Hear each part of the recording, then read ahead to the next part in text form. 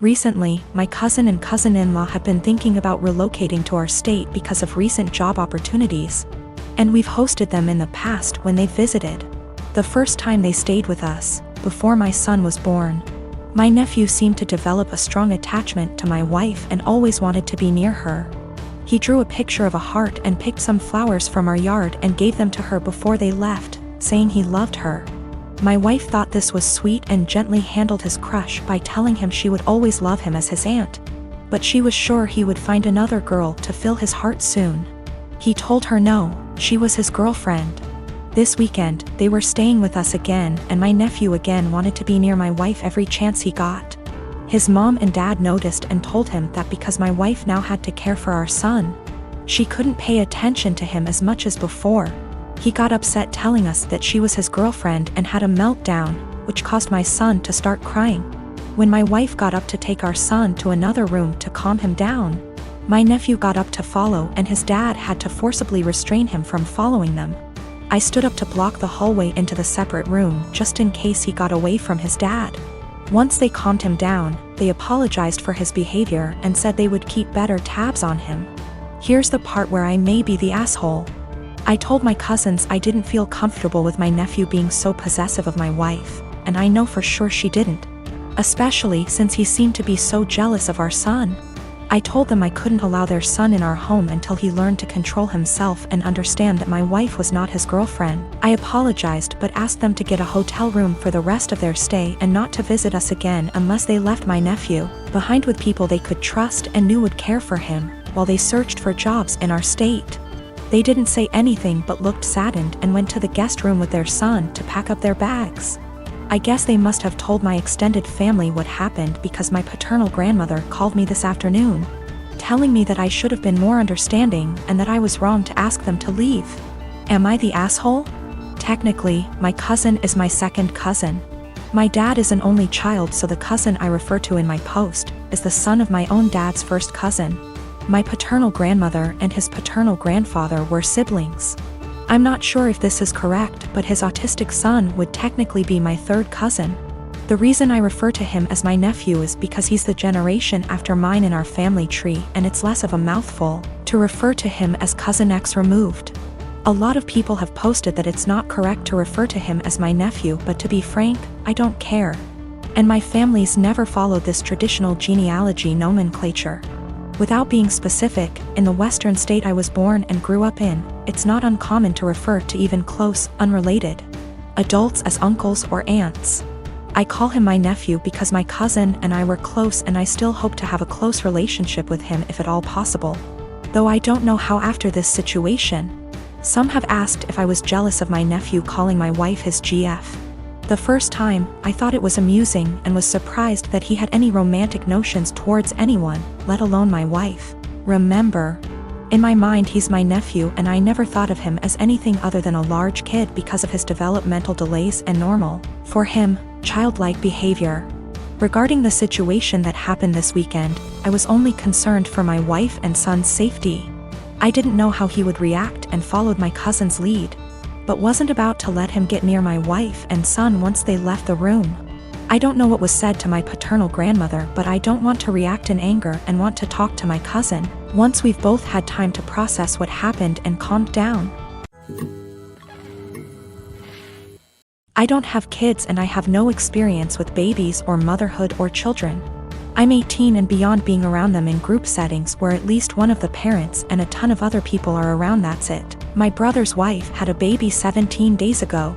I didn't go visit them yet, but my brother and sister-in-law sent me some pictures. My brother said our cousin Rachel was around a lot because my sister-in-law is having trouble breastfeeding and Rachel is a big believer in it and is helping her. I offered to help them if I needed it, and on Saturday they asked me to go to grocery store for them because no home delivery had an open spot. When I dropped the food off, I was shocked at how bad my sister-in-law looked. She literally looked like the Walking Dead. Barely awake and not showered, and she was actually crying because she was so frustrated. It actually scared me how bad she looked. At first I didn't want to butt in, but it bothered me so much I went back to the store and got a can of baby formula. I figured it would give her a break and my niece could eat. It was even worse when I gave it to my sister-in-law because I said it was no big deal if my niece got formula. It wasn't a problem. My sister-in-law broke down and I was honestly scared because she was weeping. Like in the movies when someone dies, kind of weeping. No one told her it was okay not to breastfeed. She felt so guilty because of Rachel butting in and no one telling her formula was okay. I actually ripped my brother a new one because he sat back while my sister-in-law suffered.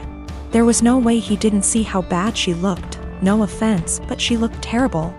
I got my sister-in-law to shower after my niece ate and fell asleep, and I changed the sheets on the bed and told my sister-in-law to sleep while my niece slept, and I said I would get more baby formula.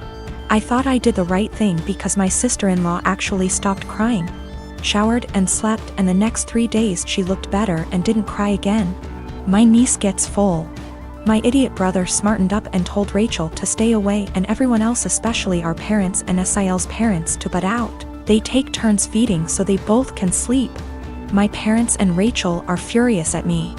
SIL's sister was in agreement with Rachel and left me an angry voicemail full of swearing. Rachel basically had sister-in-law holding the baby while topless 24/7, and my dumbass brother sat there and didn't help with the baby at all. Rachel breastfed all her kids until they could walk and talk and never had problems, but my sister-in-law obviously did. My dad said I overstepped and should not have butted in. I was scared shitless after seeing sister-in-law on Saturday. Since I'm not a mother or baby expert, I have no idea what it is like with a newborn. I'm second guessing now after feeling like I did the right thing because everyone is angry with me.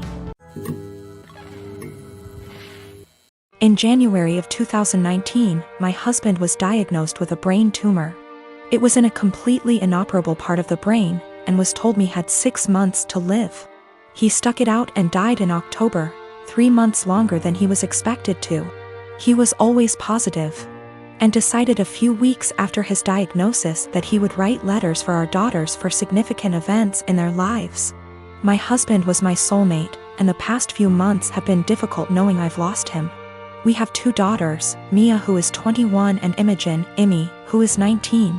All 3 of us have become a lot closer since their dad's death, and we've all really struggled. My husband and I were together since we were children. Got married when we were 18, and we were approaching our 20th wedding anniversary when he passed. In February of this year, Mia got married to a boy she's been with for about 6 years. I absolutely love her husband, and he's been incredibly supportive during all of our grief. My husband wrote a letter for Mia to open on her wedding day. It's worth noting that my daughters were unaware of these letters. It was my job to give them to our daughters. Her wedding day comes around and I just can't bring myself to give her the letter.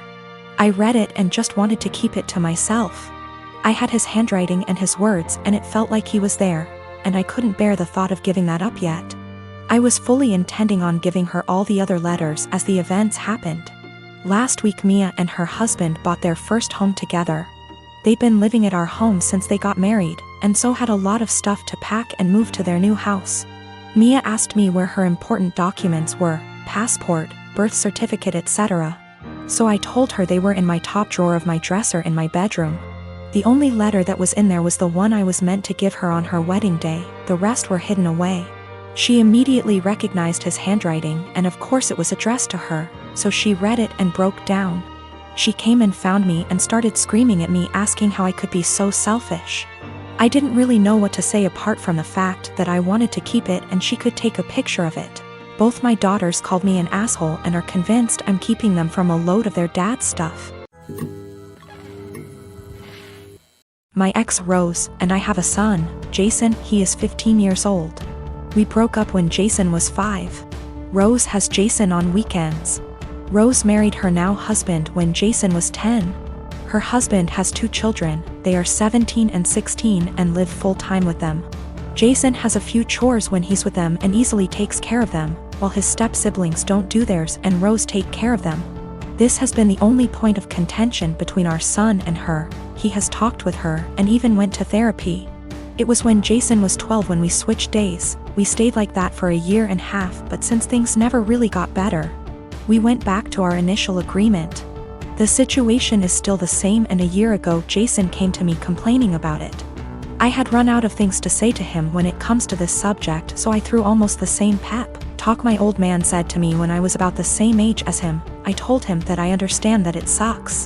While they can't do anything, you can do everything. You can cook, clean, do well in school, drive, handle your own money, and you even know how to handle the bills, and I'm not counting the things you've learned from your grandparents and your uncle. I can send you to live alone right now like my old man did with me, an inside joke. And I wouldn't worry because even if you don't know how to do them, you take the time to learn. You are already ahead of many kids your age, even ahead of some adults. Do your part, and as long as she doesn't make you do their chores, let your mother take care of it. Just focus on spending time with her the way you've been doing so far. The world is going to hit your step-siblings hard one day. Jason took it well, and things have been going well until yesterday. He went out with his mother, and when they returned, they found their house a complete mess. I don't know what they did, but it was bad enough that Rose snapped and finally forced them to clean the house. The kids tried to get Jason to help them because they were struggling, but he refused, claiming it wasn't his mess. They kept nagging him, and Jason told them that I was right, they are really useless. His mother asked him if I really said that. He said I didn't, but it can be summed like that. He called me at night telling me that he probably got me in trouble and explained the situation. Rose with her husband came today about what I said. I told them that I never called them useless and explained what I said. But useless never leave their minds, and told me I'm an asshole and to stay out of their business. Rose and her husband comments were more about her kids, who I don't care, but when it comes to my son, of course I will. Jason wasn't standing there looking smug and calling them useless, he was in his room minding his business. The constant nagging and his mother's inability to stop them make him snap, that's when he called them useless.